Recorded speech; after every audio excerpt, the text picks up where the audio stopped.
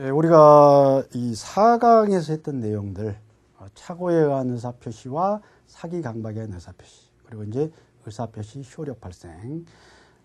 여기서 가장 중요한 부분은 착오에 의한 의사표시입니다. 착오에 의한 의사표시는 많이 나올 때는 3문제도 나왔어요. 최소한 2문제는 나온다고 생각해요. 아무리 안 된다 해도 1문제는 100% 나온다. 2문제는 나옵니다. 그래서 2문제는 나온다고 생각하고 공부를 하셔야 되고, 그리고 이제 착오를 공부하실 때는 착오의 유형을 꼭 공부를 하셔야 됩니다. 그 중에서 동기의 착오. 동기는 원칙적으로 착오 문제가 아닙니다. 다수리 하면. 그런데 이게 표시가 되었을 때 착오 문제로 된다라는 것. 그런데 우리 판례는 합의까지는 필요 없다. 표시가 되기만 하면 된다. 표시가 되어서 법률적인 내용이 되기만 하면 된다. 그런 내용이고, 또 봐야 할 게 표시기관의 착오와 전달기관의 착오. 이거는 이제 사자와 관련되어 있습니다. 다음에 대리와 관련되어 있어요. 대리에 있어서 대리인은 의사표시를 결정을 해서 표시를 합니다. 내적으로 결정하고 표시를 하는 게 본인이 아니에요. 대리인이 하는 거야. 그런데 사자는 뭐 죽은 사람이 아니고 전달하는 사람이죠. 사자는 이게 본인이 의사표시를 결정을 하고 이걸 사자가 대신 표시를 해준다라든가 아니면 전달해준다든가 이것만 합니다. 그러니까 의사결정을 사자는 하지 않는다라는 거야. 본인이 의사결정을 한다. 그런데 대리에 있어서는 본인이 의사결정을 하는 게 아니고 대리인이 의사결정을 한다. 그랬을 때 이제 표시기관의 착오는 표시의 착오와 같다. 그래서 가서 전달하라고 전신수에 가서 내가 X 부동산을 을에게 1억에 판다라고 좀 타전을 하라. 그래서 전수에 우체국 와서 얘기했어요. 우체국 전신수가 잘못 듣고 아니면 타자를 잘못 쳐서 가령 X 부동산을 1,000만 원에 판다. 이렇게 이제 전송을 해버린 청약을 해버린 거예요. 이랬을 때 이것은 표시기관의 착오죠. 이런 것은 표시상의 착오와 같게 착오 문제로 봅니다. 그런데 전달기관의 착오는 가령 내가 완전히 청약서를 작성해서 주소를 써서 이제 우체국에 등기 속다 보냈어요. 그런데 우체부가 이 번지수를 착각해서 을 집을 가지 않고 병집으로 그냥 투입시켜 버렸어요. 이런 경우에는 이게 전달기관의 착오죠. 전달기관이 착오를 일으킨 거야. 우체부가. 아니면 전달한 자가. 그래서 이런 경우에는 의사표시의 부도달 문제지 착오 문제가 아니라고 그랬어요. 그런데 이제 착오에 있어서 당사자 간의 효과를 먼저 보면 취소할 수 있는 법률행위라고 그랬죠. 근데 그 취소할 수 있는 요건이 중요하다. 중요 부분에 착오해야 되고 표의자에게 중대한 과실이 없어야 된다. 그럼 뭐가 중요한 부분이냐? 그래서 이 중요 부분의 판단 기준이 문제가 되는데 여기에는 우리 판례는 이중 기준이다. 객관적 기준으로도 보고 또 주관적 부분으로 본다. 표의자가 그런 불일치를 알았더라면 법률행위를 알았을 만큼 하지 않았을 만큼 중요해야 되고 제3자가 표의자 입장에서 봤을 때도 됐다 하더라도 가정을 했다 하더라도 그자가 법률행위를 하지 않았다. 그만큼 중요해야 된다. 그래서 중요 부분에 그렇게 이중 기준으로 본다. 그리고 이제 우리 판례는 중요 부분에 착오해서 경제적 손실이 있냐 없냐를 상당히 기준으로 봅니다. 그래서 착오가 있었다 하더라도 경제적 손실이 없다. 그러면 재산행위를 취소시키면 안 되겠죠. 왜냐하면 여기는 신분행위는 적용 안 돼요. 재산행위만 적용되는 부분들이 지금 우리가 배우는 부분들은. 그렇기 때문에 민법 총칙이라 하더라도 재산상 손실이 없다. 이런 경우에는 중요부분의 착오가 아니라고 봅니다. 그래서 재산상 손실이 발생을 하고 그로 인해서 표의자가 법률행위를 하지 않았을 것이다. 또 제3자가 표의자 입장에서라도 안 했을 것이다. 이렇게 된다면 중요부분의 착오다. 그 판례들이 쭉 나와 있어. 사람의 동일성에 관한 착오. 원칙적으로 현실면은 중요부분의 착오가 아니다. 그런데 법률의 종류에 따라서는 중요부분의 착오가 될 수가 있다. 뭐 고용이라든가, 뭐 증여라든가, 뭐 임대차라든가 이런 부분들에 대해서는 중요부분의 착오가 될 수가 있다. 사람의 성질, 그러니까 뭐 직업이라든가 이런 데에 대한 착오는 중요부의 착오가 아닙니다. 동기착오고 목적물 종일성에 관한 착오. 이건 중요부 당연히 중요부의 착오겠죠. A, B 토지를 뭐 착각했다든가 이런 경우.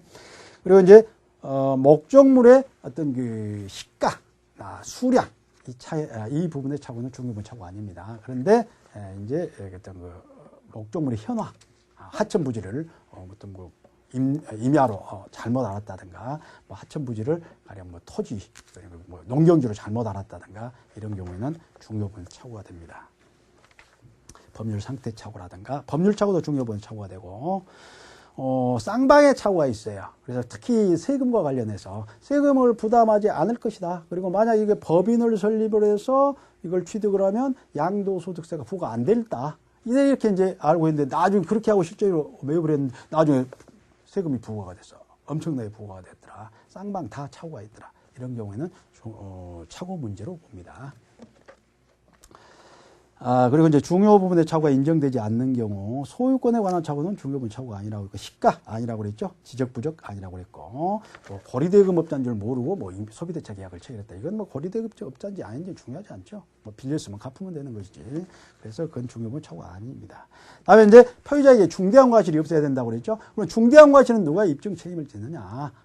중대한 과실의 입증 책임이 가장 중요하고, 그리고 중대한 과실의 개념이 중요하다고 그랬어요. 그래서 표의자의 직업, 행위, 종류, 목적 등에 비추어 일반적으로 베풀어야 할 주의를 현저히 게을리하는 것.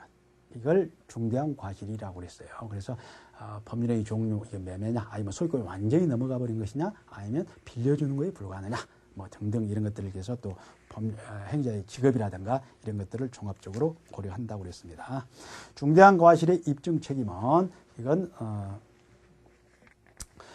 상대방이 진다고 그랬어요. 중요 부분인가 아닌가? 이건 표의자가 집니다. 그런데 중대한 과실의 입증 책임은 상대방입니다. 다른 규정과의 관계도 좀 보시고, 다음에 하자 있는 의사표시. 하자 있는 의사표시는 사기 강박에 대한 의사표시. 이건 제3자 사기 강박을 주의하시라고 그랬어요. 당사자가 사기 강박 일정한 4가지 요건을 갖추면 취소할 수 있는데, 제3자 사기 강박인 경우에는 무턱대고 취소해 버리면 거래안전을 해칠 수가 있으니까 우리 민법은 110조 2항을 두고 있다. 그래서 상대가 있는 경우에는 제3자가 사기 강박을 했다. 그럼 표의자가 이걸 취소하기 위해서는 상대방이 제3자 사기 강박이 있었다는 사실을 알았거나 또는 알 수 있었던 경우, 과실이 있는 경우, 이럴 때는 제3자를 상대방을 보호할 필요가 없으니까 거래안전을 보호할 필요 없이 표의자를 보호하고 있다. 이렇게 보시고, 그다음에 강박에서 주의할 것은 절대적인 의사의 제한되어 있는 경우하고 박탈한 경우를 구별하라고 그랬어요. 다음에 의사표시 효력 발생에 있어서는 상대 없는 경우 표백주의라고 그랬죠. 그래서 의사가 유언서를 작성했다든가 그때 유언서가 성립되는 것이고, 물론 이제 유언의 효과가 발생하면 사망해야 유언의 효과가 발생하겠죠. 그리고 상대가 있는 경우에는 표백주의를 따를 수 없겠죠. 그리고 요지주의도 따를 수 없다. 결국은 발신주의와 도달주의 2가지밖에 따를 수 없는데 우리 민법은 도달주의 원칙을 채택하고 있다. 그래서 도달주의 원칙을 채택하고 있는 결과 불도달, 연착의 어떤 불이익은 표의자가 진다. 그리고 발신 후 도달 전에 상황 변화가 있더라. 사망이 됐거나 제한 능력이 선고가 됐다라든가 이런 경우에는 그래도 효과 발생한다. 물론 이제 법률의 성질에 따라서 뭐 고용 같은 것은 안 될 수도 있겠지만 일반적으로 재산행위에 있어서는 효과가 발생한다. 그런데 예외적으로 발신주의를 채택하고 있습니다. 그래서 무능력자 상대방의 최고에 대한 무능력자 측의 확답이라든가 또는 무권대리인의 상대방의 최고에 대한 본인의 확답이라든가 또는 격자 간의 어떤 계약에 있어서 승낙의 의사표시의 효력 발생 시기라든가 이런 것들은 도달까지 기다릴 필요가 없기 때문에 별도로 우리 민법은 발신주의를 규정을 해놓고 있습니다. 그러니까 별도로 발신주의 예외적으로 인정되는 것은 법률에 다 규정이 돼 있어요. 그리고 이제 사원총회 소집 통치. 그래서 동창회를 개최를 하려고 하는데 이제 2주 안에 발송하면 되는데 이걸 가지고 도달주의를 채택하고 있다. 동창회 미국가 있다. 또 제주도 있다. 서울에 있는 사람. 그러면 그 효력 발생 시기가 각자 달라질 수가 있겠죠. 그래서 이런 관계를 획일적으로 정하기 위해서 사원총회 소집 통지는 발신주의를 채택하고 있다. 발송하면 그때부터 이제 그 기간을 기산을 한다. 이런 것들 예외적으로 발신주의를 채택하고 있다. 의사표시 수령 능력도 마찬가지로 행능력과 같이 제한 능력자에게 만약에 의사표시를 발송했다, 도달됐다 하더라도 그걸 그 자에게는 대항할 수 없습니다. 주장할 수 없다. 대항할 수 없다는 의미는 그겁니다. 나는 그 사람에게 주장할 수 없는데 그 사람은 상대방은 주장할 수 있다는 이게 대항할 수 없다는 거예요. 그래서 토달을 주장할 수 없어요. 그런데 무능력 쪽에서 토달을 주장해 버릴 수도 있다는 얘기예요. 자기가 유리하면 그렇게 해버릴 수 있겠죠. 물론 이제 법정 대리인이 안 때는 그때부터는 이제 토달한 것으로 보겠죠. 그리고 공시송달이라는 것도 있다. 여기까지 이제 강의를 끝내고 다음 강의는 대리 부분으로 이렇게 들어가도록 하겠습니다. 수고하셨습니다.